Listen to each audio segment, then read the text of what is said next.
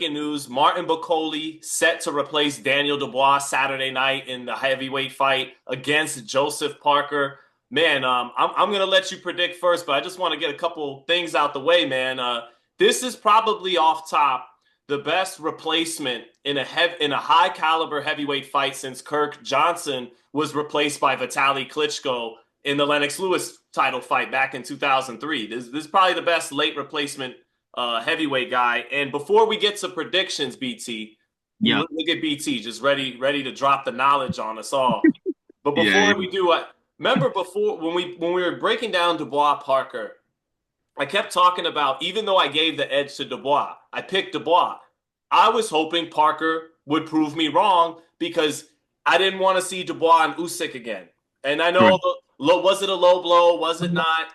That doesn't do it for me. I already saw it. Usyk won the fight, and it it was stale to me trying to build up Dubois in a rematch with Usyk. Just for me, I wanted to see Parker hopefully win the fight, even though I was picking Dubois because the style matchup. And just to reiterate, Usyk or excuse me, Parker, unlike a lot of these big heavyweights like Anthony Joshua, like Tyson Fury, he's more of a mid-sized heavyweight to where he can challenge Usyk in certain areas like footwork. And I know Fury was supposed to, but Fury was on the back end by the time we got to these Usyk fights. Those Wilder fights took a lot out of him and his lifestyle choices and all that. But Parker, with his IQ and him being more of a medium sized heavyweight, has the foot speed and the hand speed and the smarts to kind of challenge Usyk in those areas while still actually being a bigger natural heavyweight at 6'4", about 240 to 245. So I love now I'm in a win-win is what I'm getting at. The only Yeah, two guys I really wanted to see Usyk defend the title against at this point because he already beat Fury, Dubois, Joshua, and Wilder's wash. Wilder isn't the dangerous heavyweight he used to be. So you no. can't. So Wilder is not interesting at this point. It was Bakole and Parker. So now I'm super happy because no matter who wins, I just want the winner to fight Usyk because these are the two most interesting challenges remaining for him before he hangs it up, sails off into the sunset. And so I broke down why Parker's an interesting matchup for Usyk. Here's why Bakole's an interesting matchup. Just two big things. Two big things, Brendan. All right, I'm listening. I'm listening. He has a very sharp right hand that's a southpaw killer. That straight right hand, and he's just got a good right hand. Period. Whether it's the uppercut or the straight right hand, he has an excellent southpaw killer with that right hand. And despite being a big guy that has a little bit of George Foreman swag, by the way, he was born in Zaire, where Foreman was knocked out by Ali, and It and, all and he comes full circle. there could be a little bit of destiny at play here for Martin Bakole, or should I say Martin Bakole? Because we know that Lawrence Bakole was rumored as a possible replacement. Not Adam, shout out to Adam Smith from Sky Sports. right, right. So we get Martin Bakole. So that sharp right hand, the southpaw killer. And then when you look back at the Anderson fight, and when Anderson's jabbing to his chest in round one, he didn't react. And that could be a problem against Usyk's feints. But Usyk, who relies on his feints so much, the best feinter in the game, these big lumbering heavyweights, they struggle against the mental and the physical conditioning of that constant feint, constant feint.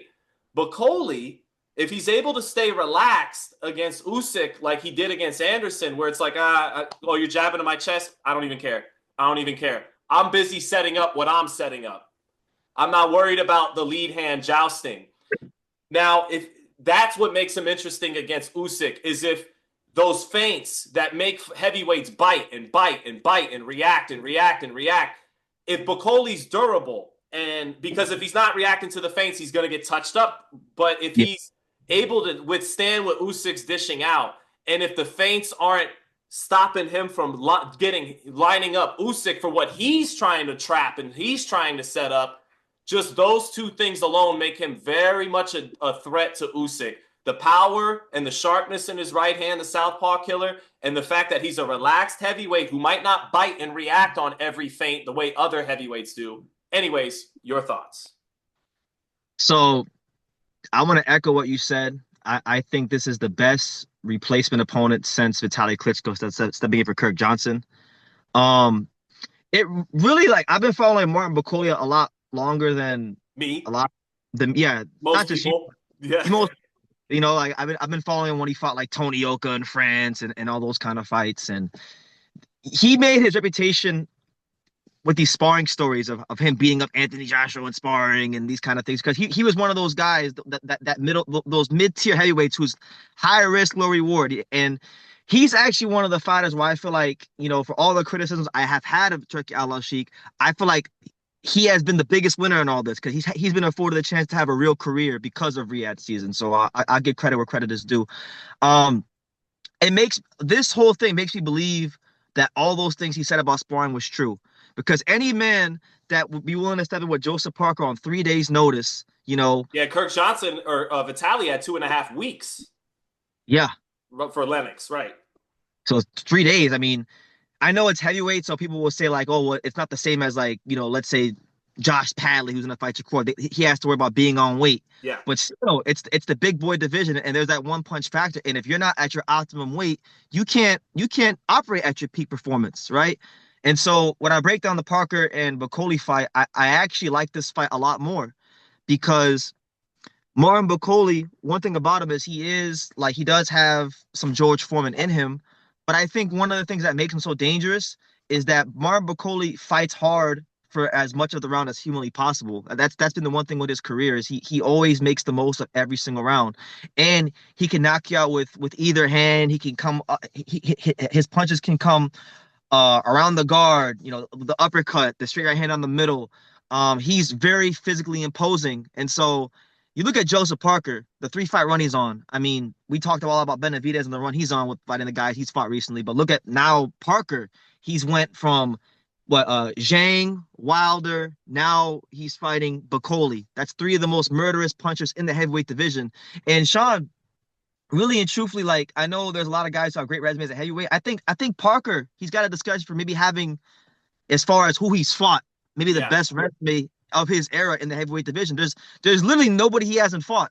You have to really clutch that straws to say he hasn't fought that guy. He's fought the Joshuas, the Wilders. Now I feel like Bakole taken to another level because fighters get 8 weeks notice, 7 weeks notice, and they don't fight Martin Bakole. So full credit to him there. I think this is actually a fight for him where, it might be a little, in my opinion, it might be a little tougher. If Bacole's on weight, it might be a little tougher. I think Bakole is a bigger puncher than Dubois. I think Bakole has more variety to his offense than Dubois. And I think Bakole will fight within the duration of a 3-minute round. I think Bakole will fight harder for those 3 minutes than Dubois.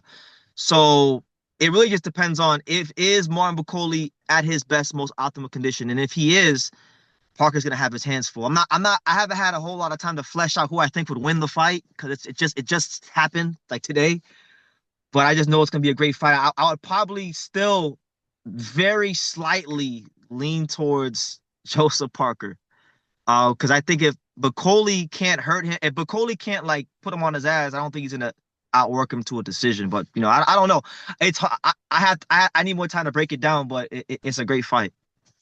I think I'll push back on one thing about Dubois. I think he's pretty consistent for 3 minutes of every round, and I think Bacole's more of a placement guy. I think he's more he's rangier. I think Dubois is more fundamentally sound, keeps the hands up more than Bacole. Bacole leads that lead hand low like old George Foreman, and so Yeah, I yeah. think Bacole's rangier. But in terms of consistency, I think Dubois is pretty consistent. 3 minutes of a round. Dubois has more of the textbook British style, Yeah, the upright 1-2 down the middle style. As for Bakole, you don't know if his shots are gonna come from around the guard, through the flanks, down the middle. You don't yeah. know how to come with him. So I feel like when you fight a guy like Bakole, there's more things to game plan for to worry about. Gotcha, got you. Yeah, Dubois keeps himself in better shape. I mean that is Dubois. Bacole got a little bit of that soft belly, but that's. But this is But boxing. It's not weight. It's not weightlifting. So, correct. But Bakole, I heard Tony Bellew say this one time. Bacole's one of those fit fat guys. Those like guys Fury that was. like Fury, yeah, like those guys to me are actually some of the worst guys to fight because they don't have all this big muscle mass, so they don't tire out as quickly, Yes. and so they can fight with long without getting tired. And I think that would describe him. So in fighting Parker, Bakole is going to have to prove himself here because yes, he knocked out Jared Anderson, but the other most notable fight on his record was against Michael Hunter. And before I get to that, do you watched, I'm sure, extensively that fight, not just once, but a couple times when Michael Hunter knocked out Martin Bakole. How much better is Bakole from then? And can Parker implement the same things? Because Parker's a skilled, quick heavyweight like Michael Hunter is, that Michael Mhm. Hunter implemented to knock out Bakole. I think Bakole has gotten a lot better since that fight Yeah. because Bakole has had to go on the road to different countries and stuff and always be the B side. And not just that, I think the sparring he's gotten with all these fighters that he's apparently knocked out in sparring has helped him too. So I think those things play a big role.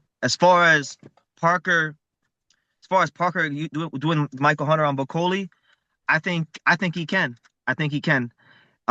Because Joesph Parker is a lot more experienced than Michael Hunter was at that point in time.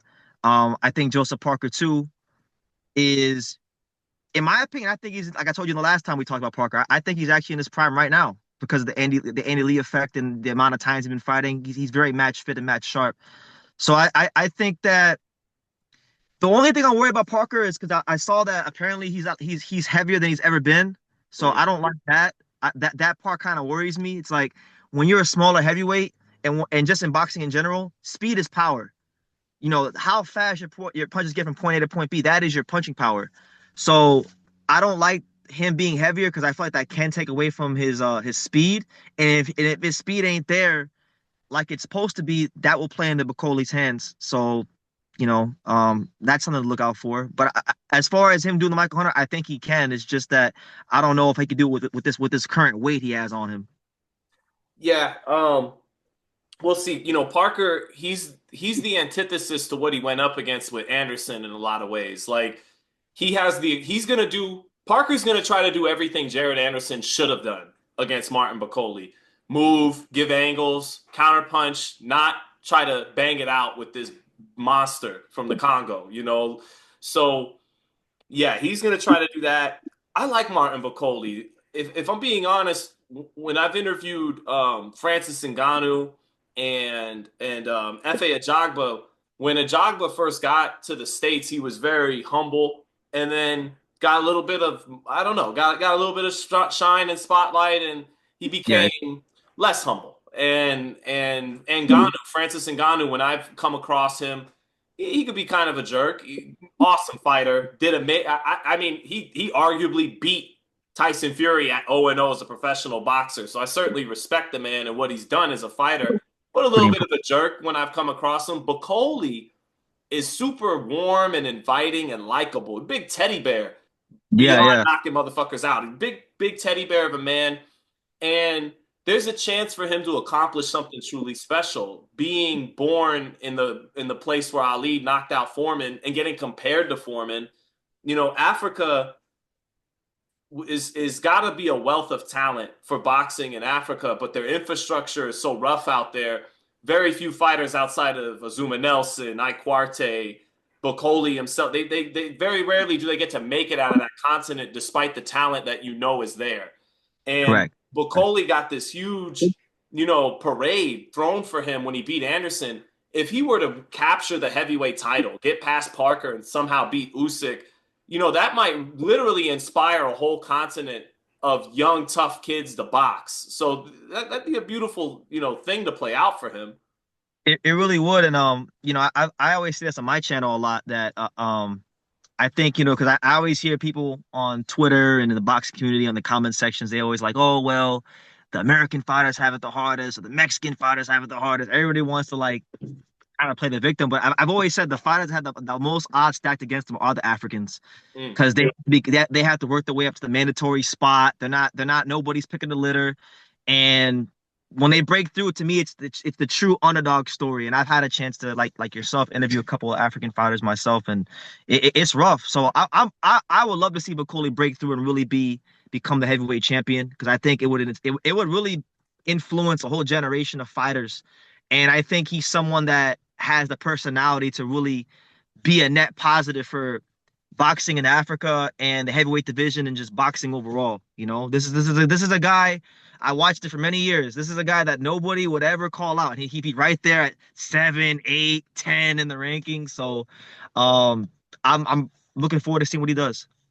I favor him to win this fight. He's Yeah, do you? actually an underdog at the books. I think he's plus one something, so he's a late replacement. Yeah. He's been knocked out by a guy like Michael Hunter who has some attributes Joe Parker can share, but Yeah.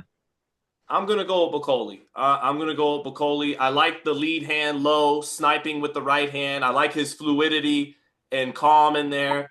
Not that now with that lead hand low, he's asking to get touched up with some shots, but Parker isn't a big puncher. He's got enough. Anybody in this division with the right technique like Parker got enough to knock you out. But I'm going to give the edge to Bakole as a late replacement. And all I ask for, no matter who wins, is forget Dubois for a minute. The winner of this fight needs to fight for the heavyweight title. Got to see these two, the winner of this. I agree. I think both of them have put the work in to earn it, And I mean, I said Parker, so I'm gonna stick with my pick. But as I began talking about it, I'm not as confident as I was before we got on this because I haven't had time to flesh it out. But Joesph Parker and his weight does concern me. His weight and him being heavy, it does concern me. But he's been finding ways to win against these big giants. We'll see if he can do it again.